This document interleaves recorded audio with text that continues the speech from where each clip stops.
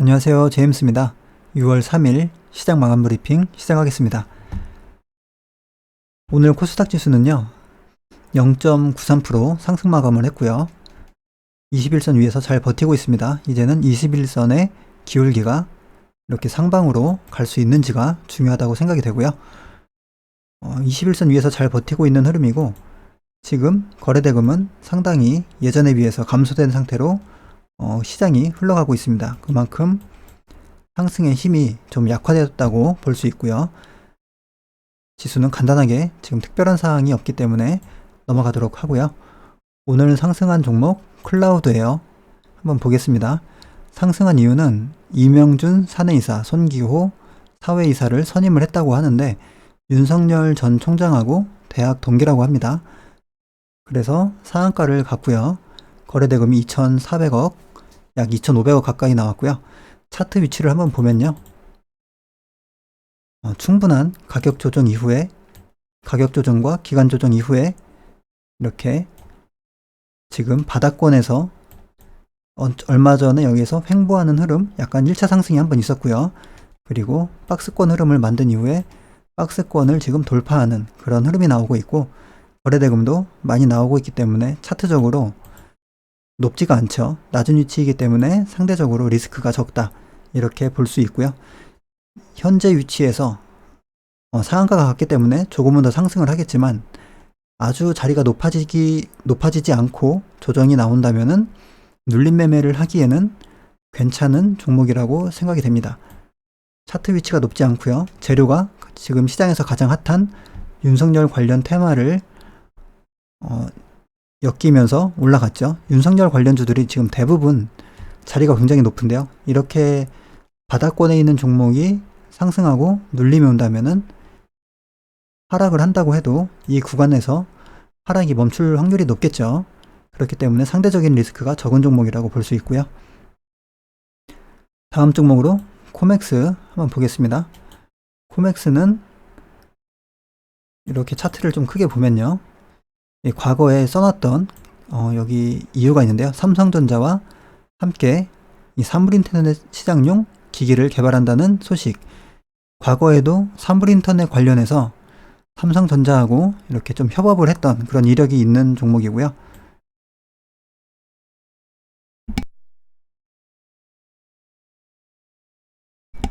여기 차트를 보면은 이렇게 단기적이 아니죠. 거의 꽤 오래 되었죠. 1년 가까이 되는 기간에 박스권을 넘어가는 그런 흐름이 나왔고, 지금 차트의 위치도 여기 정고점, 여기 윗골이 있는 정고점 부분까지 상승을 했습니다. 상승한 이유를 보니까요. 뉴스가 좀 있거든요. 뉴스를 요건 하나 좀 보도록 하겠습니다. 우선은 이재명 관련주로 상승을 했는데요. 이재명 경기도지사는 병원 수술실 CCTV 설치는 절대 다수 국민이 원하는 만큼 강행 처리도 불사해야 한다, 이렇게 말을 했습니다. 윤석열 관련주, 이재명 관련주, 지금 가장 핫한 대선 주자들이 이야기하는 그 발언은 하나하나가 다 재료가 되죠. 그래서 CCTV 업을 하는 이 코맥스가 상한가를 갔고요. 그리고 관련된 이슈가 지난 4월 삼성전자는 애플, 구글, 아마존 스마트홈 제품과 연동이 되는 홈 사물 인터넷 플랫폼을 올해 전국 5만 가구 신축 아파트에 구축을 한다고 발표를 했습니다. 그래서 이렇게 삼성전자하고 협업하는 그런 재료도 하나 있습니다. 하지만 지금 상승한 이슈는 이재명 관련주로 보는 게 좀 나을 것 같죠. 가장 핫한 테마, 대선 관련주로 상승을 했고요. 재무적으로도 계속 흑자가 나는 기업이기 때문에 크게 문제가 없는 종목으로 보이고요. 부채 비율도 낮고 괜찮아 보입니다. 조금 전에 봤던 클라우드 에어 같은 경우에는 여기 단기 순이익을 보면은 18년, 19년, 20년 계속 적자가 나고 있죠. 영업이익은 적자가 이어지지 않았지만 단기 순이익에서는 적자가 계속 발생하고 있는 그런 기업입니다. 그래서 재무적으로는 그렇게 좋진 않지만 그래도 매매를 해볼 만은 할 것 같고요. 리더스 기술투자, 윤사모의 그 홍경표 중앙회장, 이 중앙회장을 금융투자 고문으로 위촉을 했다고 합니다. 그래서 윤석열 관련주로 오늘 상한가를 갔고요. 이렇게 보면은 차트적으로는 이렇게 보면 낮은 위치이긴 한데 재무가 좀 좋지가 않아요. 영업이익도 3년 적자, 단기 순이익도 3년 적자. 올해는 21년은 조금 더 지켜봐야 되겠죠. 근데 21년 여기 보시면은 첫 분기에 영업이익 약 200억 정도 적자가 이게 확정 발표인지 예상치인지는 정확히 모르겠습니다만은 적자로 지금 보이고 있고요. 이 적자 폭이 꽤 크거든요. 200억. 시가총액이 1100억짜리인데 200억. 꽤 적자 폭이 큰 기업이기 때문에 조금 리스크는 있을 것 같습니다. 이 종목 같은 경우에는 단기적으로 무슨 큰일이 날 만한 그 정도는 아닌데 그래도 좋지 않다 이렇게 좀 생각을 하고요. 이왕이면은 그래도 여기 신용이라고 표시되어 있는 두 종목이 더 나을 것 같습니다. 그리고 관심 종목을 한번 보면요. 간단하게 한번 쭉 훑어보겠습니다. 우선은 오텍 동성제약은 지금 장기로 지금 가져가는 중이고요. 동성제약 같은 경우에 적자가 계속 나고 있죠. 코스피라서 연속 적자로부터는 연속 적자 4년 연속 적자에서 관리 종목 지정은 피할 수 있지만은 이렇게 재무가 좋지 않은 부분은 아무래도 주가에도 좋지 않은 영향을 주기 때문에 지금 좀 주가가 흘러가고 있는 것 같습니다. 그리고 엔디포스 상승폭 대비 236 부근에서 더 이상 하락하지 않고 여기에서 횡보를 하고 있고요. 계속 횡보가 대체적으로 진행이 되고 있습니다. 현대 BNG 스틸 상승폭 대비 0.5와 382 사이에서 횡보를 하고 있습니다.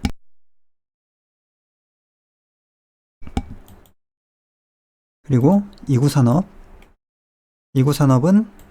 이렇게 보면은 절반 부근에서 또 횡보를 하고 있고요. NI스틸은 절반 찍고 조금 상승한 상태에서 약간씩 이렇게 횡보하고 있습니다. KCS는 아직 제가 원하는 자리까지는 오지 않았고요. 절반 부근 조금 오지 않고 여기서 돌리는 흐름 나오고 있습니다. 특수건설 아직까지 자리가 높고요. 선익시스템 마찬가지로 아직 자리가 좀 높고 높은 구간에서 이게 물량 정리를 하는 건지 재매집을 하는 건지는 지나봐야 알겠죠. 횡보하고 있기 때문에 그렇게 좋진 않은데 그래도 거래대금이 많이 터졌기 때문에요. 한번 계속 지켜보고 있습니다. 그리고 카스 이재명 관련주 최근 들어서 이재명 관련주 중에서 가장 강한 흐름 보여줬던 카스고요. 아직도 자리가 좀 높습니다. 마찬가지로 높은 구간에서 횡보하고 있고요. 옵티시스 메타버스 관련주로 상승을 했는데 지금 내려오고 있는 과정으로 보입니다. 애니플러스 여기에서 1차 상승, 2차 상승, 3차 상승 이후에 고점을 뚫어내는 흐름이 나왔고 여기에서 거래대금이 좀 많이 터졌고요. 이 종목 같은 경우에는 상승을 한 이후에 여기에서 좀 많은 시간을 머물렀던 이 시간이 좀 있었기 때문에 그래도 어느 정도 이 구간에서는 지지하는 흐름이 나올 수도 있지 않을까. 그리고 거래대금이 상승할 때 강하게 터졌던 부분, 이 부분을 생각을 해서 매매를 해보려고 지금 관심을 갖고 보고 있습니다. 어제까지는 좀 매매를 해야 되나 말아야 되나 생각을 했는데 생각해본 결과 한번 진입을 해봐도 될 것 같다 이렇게 생각을 했고요. KGTS 실적이 매우 좋게 나왔고 눌리지 않고 아직까지도 강한 추세의 흐름으로 상승을 하고 있습니다. 거래대금도 양봉에서 잘 나오고 있고요. 아주아이비투자가 오늘 이 단기적인 박스권을 뚫어냈는데요. 아주아이비투자에 대해서 설명을 드리면서 영상을 마치도록 하겠습니다. 최근에 계속 말씀을 드렸듯이 지수의 조정에도 계속해서 지지하는 흐름이 나왔었죠. 이 절반 라인을 깨트리지 않고 지지하는 수상한 흐름, 자연스러운 현상이 아니죠. 지수가 내려왔으면 당연히 다른 종목들처럼 이 구간을 깨트리고 내려왔어야 되는데 수상한 흐름을 보인 이후에 여기에서 이제는 이 앞에 있던 여기 매물이 꽤 되겠죠. 여기를 뚫어냈다. 이 의미는 이 횡보를 통해서 위에 가지고 있던 이 매물들을 어느 정도 흡수했다. 이렇게 볼 수 있고요. 매물 소화 이후에 한번 상승을 하고요. 여기에서도 다시 한번 횡보를 하면서 이 기간 조정을 줬죠. 여기에서 기간 조정 이후에 내려올 수도 있었지만 내려오지 않고 다시 상방으로 자리를 잡았다는 것은 이 구간도 어느 정도 매물 소화 과정으로 또 볼 수가 있겠죠. 이제 전고점하고 그렇게 거리가 멀지 않거든요. 약 11% 정도, 12% 정도, 뭐 그 정도 전고점을 남겨두고 있고요. 오늘이 이제 목요일이고 내일이면은 금요일이죠. 그러면은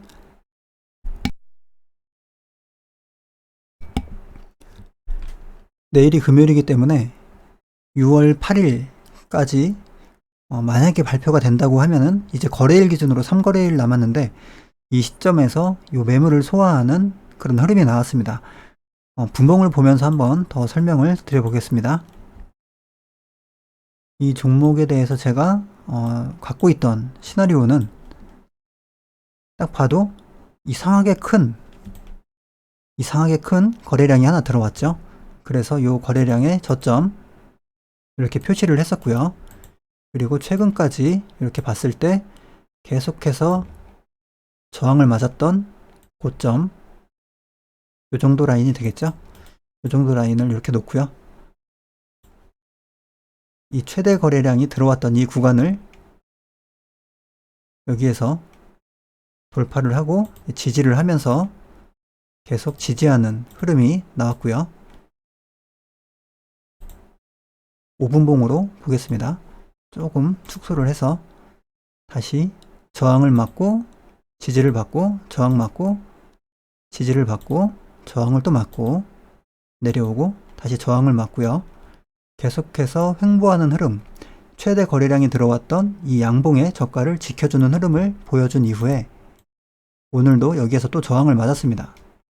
저항을 맞고 나서 깊게 밀리지 않고 여기에서 거래량 없이 조정을 한 이후에 버텨주다가 뚫고 나서 한번 지지를 해주고 다시 상승을 하는 흐름으로 마감을 했는데요. 이렇게 보면은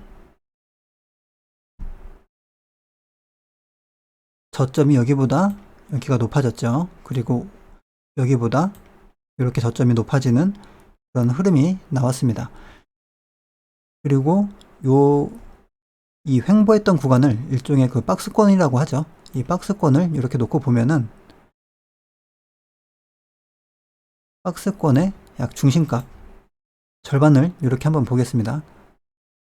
상승과 하락을 했던 이 박스권의 절반 부분을 지지를 하다가 돌파가 나왔는데요. 이제는 이 박스권을 한 단계 이렇게 올려 보겠습니다. 이렇게 올려보면 이 박스권의 크기가 이 한 단만큼 이 박스권의 절반 그 크기만큼 위로 이동을 했다고 볼 수가 있고요. 이 박스권 이동을 했기 때문에 이제는 지지라인을 여기로 볼 게 아니라 지지라인을 여기로 보는 게 조금 더 리스크 관리 차원에서 좋겠죠. 어렵게 뚫은 박스권인 만큼 여기를 지지를 해줄 확률이 높다고 생각이 되고요. 아무리 밀린다고 해도 여기는 지켜줘야 되겠죠. 그리고 재료의 날짜가 이제는 얼마 남지 않았다 이렇게 생각이 되기 때문에 차트의 흐름으로 봤을 때 일봉으로 봤을 때요. 왜 힘들게 여기에서 이렇게 횡보를 했을까? 수상한 흐름을 받고 한번 또 상승한 이후에 또다시 횡보하는 흐름, 수상한 흐름을 보여줬고 횡보라는 것은 충분히 매물대가 생길 수 있는데 그 매물대를 오늘 살짝 넘어가는 그런 양봉이 나왔습니다. 그럼 여기에서 뭐 내려갈 수도 있겠죠. 주가라는 게 여기서 만약에 무조건 올라간다 이렇게 생각할 수는 없기 때문에 내려갈 수도 있고 올라갈 수도 있겠지만 그래도 8140원 이 박스권의 상단부를 지지를 하는지 좀 봐야 될 것 같고요. 박스권의 크기가 한 단 올라갔기 때문에 박스권의 크기가 이렇게 있던 박스권이 한 단만큼 이렇게 올라갔다고 생각이 되기 때문에요. 이 박스권의 지금 저점 이동한 박스권은 이 저점 라인 약 8,000원 밑에 7,950원 정도 되는데요. 이 자리는 이제는 이 자리를 이탈한다면 이제는 대응의 관점으로 봐야 될 것 같습니다. 그렇게 지금 생각을 하고 이 종목은 보고 있습니다. 여기까지 말씀을 드리면 어느 정도 정리가 될 것 같고요. 최근에는 지수의 흐름이 좋고 이 구간에 제가 하는 눌림 매매 관종은 대부분 왔다 갔거든요. 그래서 당분간은 눌림 매매 관종이 타점에 오기보다는 차곡차곡 관심 종목을 쌓아 놓다가 눌림 매매의 특성이 중간중간 한 종목 오긴 하지만은 지수의 조정이나 지수의 조정 때 주로 단체로 몰려옵니다. 그때 또 요번처럼 많은 종목들이 매매가 되거든요. 그때를 위해서 종목들 정리 잘 하면서 기다려 보도록 하겠습니다. 오늘 관심 종목 정리 죄송합니다. 관심 종목 정리는 여기서 마치도록 하겠습니다. 감사합니다.